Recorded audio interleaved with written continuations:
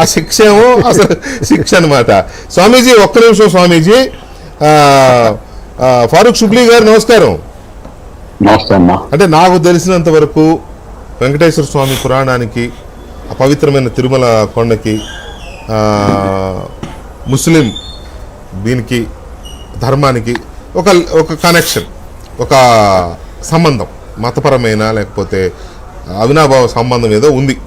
అంత డీటెయిల్గా నేను వెళ్ళడం లేదు, కానీ మీకు బాగా తెలుసు, మీరు వీటి విషయంలో ఈ హక్కులు లేకపోతే ఇటువంటి విషయాల్లో చాలా యాక్టివ్గా ఉంటారు కదా.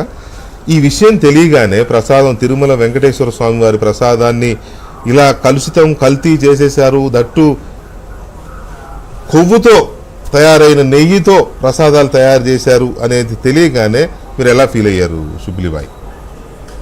వెంకటకృష్ణ గారు, ప్యానెల్లో ఉన్న సోదరులందరికీ, అదేవిధంగా చూస్తున్నటువంటి ప్రేక్షకులందరికీ కూడా నమస్కారం అండి. నమస్తే.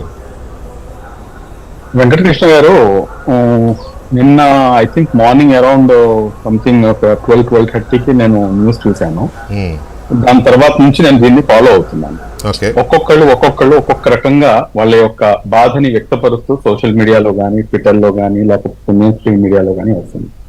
ఈ రోజు నా ప్యానెల్లో జస్ట్ కాసేపు ముందు నాకు కాల్ చేసి పిలిచిన తర్వాత, అమ్మయ్యా నాకు ఒక అవకాశం దొరికింది.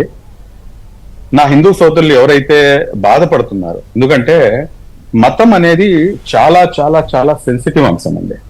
ఎంత సెన్సిటివ్ అంటే ఎవరి నమ్మకాలు వాళ్ళకి.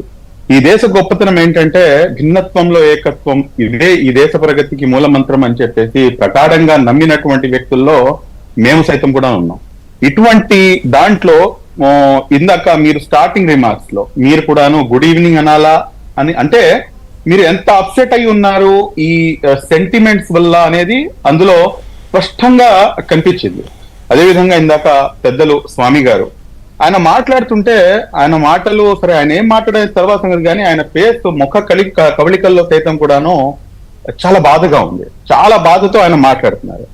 నేను దాన్ని వెరీ సింపుల్ గా ఏంటంటే సార్, ఇంతకు ముందు ప్రాఫెట్ మొహమ్మద్ పై కొన్ని ఇష్టం వచ్చినటువంటి వ్యాఖ్యలు చేసినప్పుడు, లేకపోతే ఇటువంటి అంటే ఏదైతే ఒక మతానికి సంబంధించినటువంటి ఆచార వ్యవహారాలు ఉంటాయో అవి దెబ్బతిన్నప్పుడు నా పరిస్థితి ఏంటి అన్న కోణంలో నేను ఒక హిందూగా ఒకసారి మీ పొజిషన్ లో కూర్చొని ఆలోచించాను.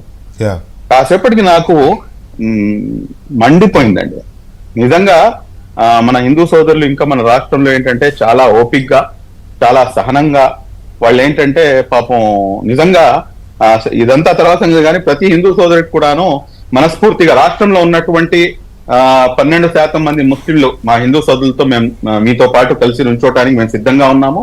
ఈ రాష్ట్రంలో ఇంత దారుణమైనటువంటి పరిస్థితి, ఈ వైఎస్ జగన్మోహన్ రెడ్డి ఈ పేరు ఉచ్చరించడానికి నాకు ఎందుకు ఇష్టం లేదంటేనండి, మతాలను అంటే రాష్ట్రంలో వ్యవస్థలు అన్నిటినీ కూడాను పూర్తిగా చిన్నాభిన్నం చేసేస్తే, నేను డే 1 నుంచి ఈ వ్యక్తి అధికారంలో వచ్చిన మొదటి రోజు నుంచి నేను నా గోల ఒకటే, అదేంటంటే ఈ వ్యక్తి అటు హిందువులను మోసం చేస్తున్నాడు, రెండో వైపు ముస్లింలను మోసం చేస్తున్నాడు, మూడో వైపు క్రైస్తవులను సైతం కూడాను మోసం చేస్తున్నటువంటి ఏకైక దౌర్భాగ్యపు ముఖ్యమంత్రి ఈ రాష్ట్రానికి ఎవరైనా చరిత్రలో ఉన్నారంటే ఆ వ్యక్తి కేవలం వైఎస్ జగన్మోహన్ రెడ్డి గారు అని చెప్పి తేల్చేవాడు.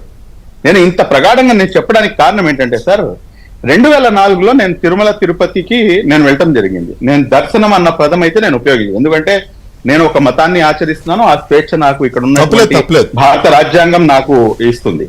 నేను అప్పుడు వెళ్ళినప్పుడు నా సోదరులు ఎవరైతే నా కొలీగ్స్ ఉన్నారో వాళ్ళతో పాటు వెళ్ళాను, నేను కూడా వెళ్ళాను. నన్ను మామూలుగా ఆహ్వానించారు, నేను కూడా వెళ్ళాను, పిలిచారు, వెళ్ళాను, వచ్చేసాను. కానీ దాని తర్వాత మళ్ళా ఒక ఐ థింక్ 3-4 ఇయర్స్ బ్యాక్ నాకు ఇంకోసారి అవకాశం దొరికింది. నేను కాస్త అందరితో పాటు కలిసి ఉంటాను కాబట్టి మళ్ళీ ఇంకోసారి అవకాశం వచ్చింది.